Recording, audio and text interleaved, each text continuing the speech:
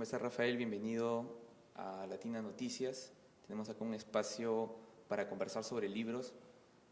Acabas de presentar el libro en la Feria Internacional del Libro de Lima, peruano, de quien hoy no se sabe mucho o de quien hoy no se habla mucho. Y es curioso eso, y quisiera empezar por ahí la entrevista, que hoy tengamos un poco que explicar quién fue Eudosio Rabines, cuando es alguien que representa una época y que además habla también sobre la historia del Perú, de lo sinuosa que puede ser la historia del Perú. Claro. ¿Por qué crees que Rabines ha permanecido un poco al margen de la historia oficial y no comparte espacio con Mariátegui o con Haya de la Torre? Bueno, en primer lugar yo quisiera agradecerte el interés de tener esta conversación conmigo sobre este libro. Y yo creo que en el Perú realmente tú entras a una especie de memoria colectiva cuando alguien específico tiene interés en recordarte. Yo quiero recordar muy específicamente que José Carlos Mariátegui, cuando murió en 1930, fue olvidado más o menos por 20 años, donde nadie lo recordaba, y no fue sino por un esfuerzo muy particular de su esposa Anita Quiape y sus hijos, quienes decidieron de manera muy consciente resucitar su memoria, que nosotros tenemos las obras completas de Mariátegui, ¿no? Gracias a ellos nosotros lo recordamos. En el caso de alguien al partido aprista de la antigua escuela, que escribieron libros sobre él, que lo recordaron, que trataron justamente de dejar una memoria indeleble de lo que fue el APRA. Entonces hay muchas personas que hicieron esto. En el caso de Rabines, nadie quiere recordarlo. Todo el mundo lo odiaba. Lo odiaban los socialistas, lo odiaban los comunistas, lo odia la derecha, porque además hay un pequeño problema con él. Él es una persona bastante influyente en el siglo XX, pero también es muy controvertida. Es una persona muy controvertida. Es una persona que por una parte fue primero un comunista que pertenecía a las filas de la Internacional Comunista, y luego cuando se convirtió en un disidente, ¿no? Y se volvió un ferviente anticomunista. Y en esta segunda fase él fue un defensor acérrimo del régimen de Pinochet, muy cercano al señor Hugo Banzer, quien le dio un pasaporte boliviano cuando el señor Velasco le expatrió. Y finalmente, además, una persona que tenía una cercanía muy grande con Anastasio Somoza, el dictador nicaragüense Anastasio Somoza. Entonces yo sospecho que, a pesar de que él ha dejado un legado interesante, yo no diría necesariamente positivo, pero un legado interesante, yo creo que ha habido mucha reticencia comprensible para recordarlo, ¿no? ¿Habría alguien con quien comparar a Rabines, digamos, en nuestra historia más reciente? ¿Alguien, digamos, con ese perfil biográfico tan sinuoso? Nadie. Sinuoso posiblemente sí, pero creo que hay que hacer diferencias, ¿no? En este momento estamos poblados por tránsfugas de pacotilla, que, bueno, básicamente tienen intereses materiales, sus pequeños conflictos, sus pequeños intereses particulares, ¿no? Y que en virtud de eso es que pasan de un mando al otro, ¿no? Tienen además algo menos que medianía intelectual, de formación, y además son absolutamente desvergonzados. En este caso, más allá de lo controvertido del personaje, estamos frente a un converso, una persona que pasó de una fe llevada hasta el extremo a otra fe, la opuesta, también llevada hacia el extremo. Entonces, estamos hablando también de una persona increíble, mefistofélicamente inteligente, una persona con una formación increíble que justamente era considerado el par, no el subordinado, el par de Víctor Raúl Haya de la Torre, con quien escribió incluso los documentos fundacionales del APRA, y también fue a la par de José Carlos Mariátegui, quien incluso le dejó las riendas de su partido socialista, y fue el par del señor Pedro Beltrán, que es el ícono de la derecha conservadora, y que fue, digamos, cuando el señor Pedro Beltrán tenía que asumir alguna responsabilidad de gobierno o económica, le dejaba la dirección de la prensa a Eudosio Rabines. Ahora, citando un famoso verso, todo mosquito tiene una explicación. Y Rabines tiene una explicación de ser como fue a raíz precisamente de su niñez y de su juventud, que es de la que te ocupas en El camarada Jorge y El dragón. Claro. Y es curioso porque en varias páginas uno asiste un poco como a la formación intelectual de Rabines, ¿no? Lecturas de Rabines que para él fueron decisivas y que empiezan básicamente con la Biblia, ¿no? Tú hablabas de fe. Claro. Rabines de algún modo era alguien que creía tanto en su ideología como un creyente cree en su religión. Es muy interesante lo que señalas, puesto que uno podría dejarse llevar por las apariencias, porque él era justamente el comunista por excelencia. Hay unas personas que han escrito que le da el militante comunista por excelencia y luego se convirtió en el militante anticomunista por excelencia también. Pero uno tiene que ir un poco más allá y tratar de encontrar los fundamentos de esta militancia, que son religiosos.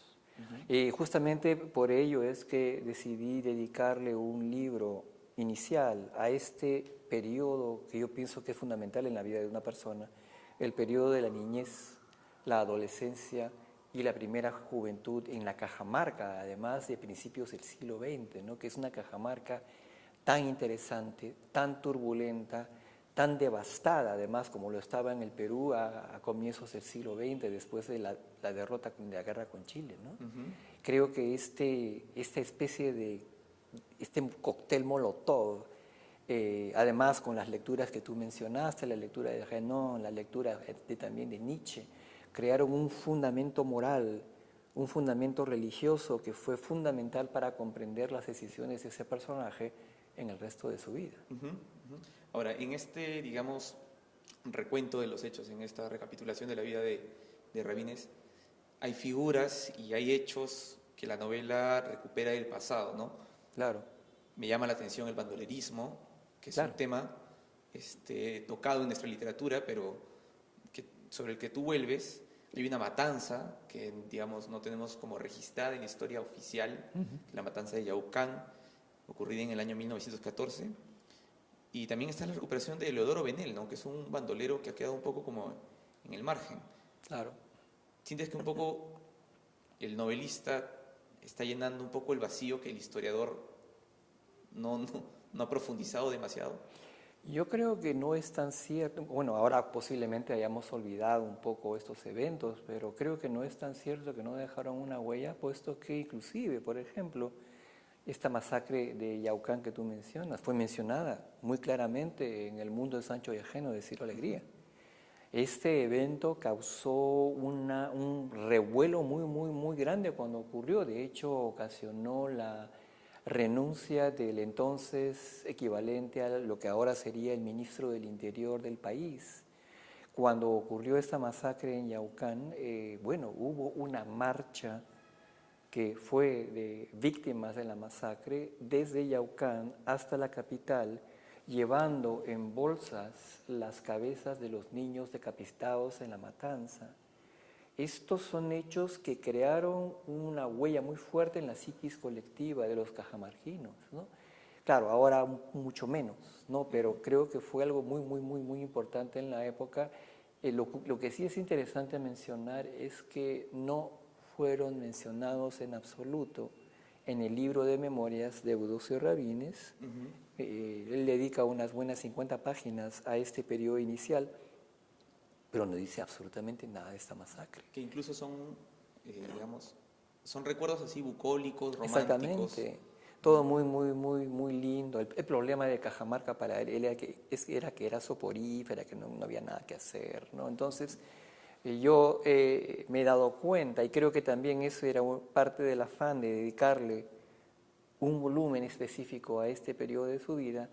Creo que él quería vendernos gato por liebre, ¿no? O gato por cuyo, digamos, para ser más específico, porque sospecho que él ocultó de manera exprofesa todos estos hechos, porque como suele ocurrir con él, yo ya lo conozco un poquito después de haber leído tanto sobre él, es tan importante aquello que él dice, mintiendo muchas veces, como aquello que él oculta. usualmente descubres que hay cosas muy importantes de las cuales él no dice ni una sola palabra. Hay omisiones Son elocuentes. omisiones que resuenan como, es como un elefante en el medio del salón del que él decide no hablar. Claro. Ahora, tan importante como estos hechos y como estas lecturas son dos figuras familiares, ¿no? En este caso, el coronel Belisario, Claro, Belisario Rabines, que fue un héroe de la Guerra del Pacífico, pero también creo que tan importante como él lo es la hermana de don Belisario, que es Adela, claro. que es alguien que lo inicia En muchos en sentidos. muchos aspectos, en muchos sentidos, ¿no? ¿Cómo reconstruir esas vidas, digamos, a partir de qué material? A partir del material de un diccionario biográfico construido por dos parientes de Eudosio Rabines, que ahora se tomaron el trabajo de hacer de tratar de rastrear toda la historia de todas las vidas, da la casualidad que luego son historiadores, y uno de ellos es arqueólogo, y justamente hicieron hacer un inventario de la vida de todos los rabines que habían existido hasta ahora, y los rastrearon hasta el siglo XVII. Entonces hicieron un diccionario biográfico de todos ellos y tuvieron la generosidad de compartirlo conmigo. Mira. Claro, yo no, por supuesto, claro, los personajes son personajes de ficción, son personajes construidos desde la imaginación, pero digamos, estos personajes existieron, ¿no? Claro. No, yo los he, por supuesto, imaginado, recreado, pero existieron. Volviendo sobre ese tema de la novela histórica, a veces se suele olvidar que también es eso, que es novela, ¿no? Que es ficción. Exactamente. ¿A ti te interesa ser en extremo como muy minucioso con los detalles? Sí, sí, claro. ¿O también crees que puedes perdonar, digamos, alguna imprecisión más allá del... Yo me doy cuenta de que a veces cometo errores, en el sentido de que a veces hay un dato que resulta que estaba equivocado o hay algún error. Yo espero simplemente que más allá de esos errores de relación fáctica con la realidad, el libro se sostenga como una novela, es decir, como un aparato estético, es decir, un aparato destinado a proporcionar una emoción, una experiencia estética antes que cualquier otra cosa, y ojalá también una experiencia de una especie de, una experiencia vicaria de lo que este personaje te puede permitir ver. Y yo lo estoy utilizando de manera muy consciente a él como un prisma para poder explorar todo el siglo XX, no solamente en el Perú, sino en Sudamérica y también eventualmente en el mundo. Porque él, y esa es una de las riquezas que ese personaje tiene, es como una especie de Forrest Gump de la política, porque ha estado literalmente en todas. Y eso, es una de las razones por las cuales considero que es un personaje interesantísimo para la literatura, porque realmente ha estado en todas. Y eso es, pues, yo estoy completamente sorprendido de que nadie haya trabajado este personaje antes, ¿no? Como un personaje de ficción en la literatura, ¿no? Así es. Ahora, leyendo El camarada Jorge del Dragón, me queda la impresión de que eres un escritor que escribe no de espaldas a la tradición, sino más bien como a la tradición realista, pero mejor dicho, sino como incluso medio homenajeándola, porque ese arranque de la novela que tiene como ciertos ecos de Conversación en la Catedral, hay pasajes que recuerdan mucho a otras novelas, no sé, Rivera Martínez o de Escorza. ¿En qué momento tú descubres que eres un escritor de ese tinte, digamos, un escritor realista? Yo no sé si lo soy. Hay también un largo capítulo que es todo un sueño alucinatorio. ¿Eso es realista o no es realista? Yo no lo sé. Yo solamente sé que he tratado de ponerme en la piel de este personaje, he tratado de ver el mundo a través de sus ojos. Hay algunos personajes que permiten tener del tipo de experiencia. El personaje de Belisario Rabines se permite tener una visión de un militar peruano heroico de lo que pudo ser, pues, el final del siglo XIX. O sea, como una persona como esta contempla, por ejemplo, algo como la Primera Guerra Mundial. Como él contempla, pues, la llegada del avión, cómo él contempla la llegada de la ametralladora, cómo él contempla, yo no sé, el uso de gases, ¿no? De gases tóxicos, ¿no? Las trincheras. Exactamente, el uso de las trincheras, además tan profundas, cuando él proviene de una formación completamente diferente, ¿no? Y además una noción muy particular del honor militar, que no posiblemente ya no comparten pues sus contemporáneos más jóvenes, ¿no? Entonces, yo no sé, una vez más, para mí la novela no es simplemente un diseño es una posibilidad de ver el mundo con ojos interesantes, ojos nuevos, ojos frescos, ¿no? Ver nuestra época, ver épocas anteriores, ver desde personas diferentes, una mujer de 15 años, una empleada doméstica. Yo no sé, eso es para mí la literatura, ¿no?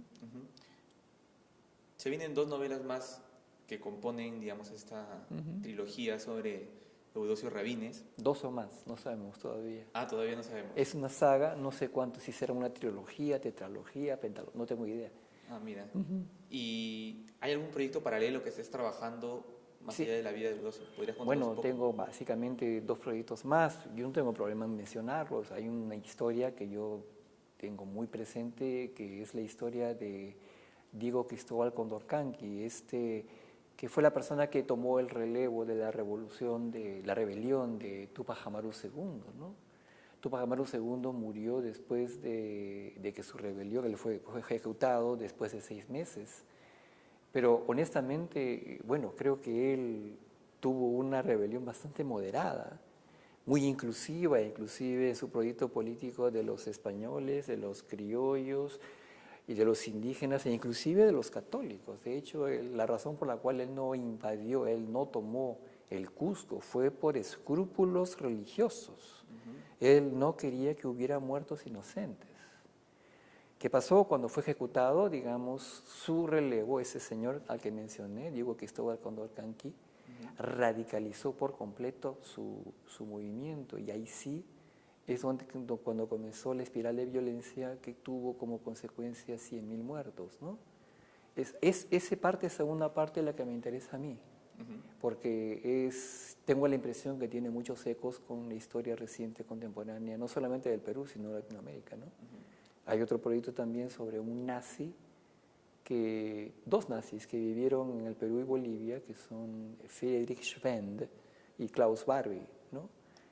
Parece que él fue el acusado de la muerte, del asesinato de Luis Banquero Rossi, ¿no?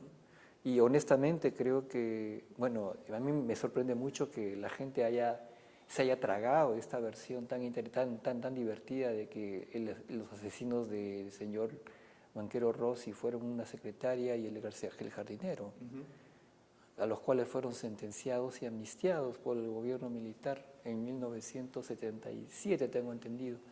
Entonces, por ejemplo, ese es otro tema, ¿no? Pero, no sé, yo honestamente tengo muchos más temas, pero la verdad, pues, ojalá, pues, yo creo que ya, bueno, uno tiene solo una vida y, bueno, hay que tratar de hacer lo que buenamente se pueda con la que se tiene, ¿no? Así es. Muchas gracias, Rafael, por acompañarnos en esta conversación. Hasta la próxima. Marco, muchísimas gracias por esta invitación y buena suerte con este programa, con esta sección. Gracias.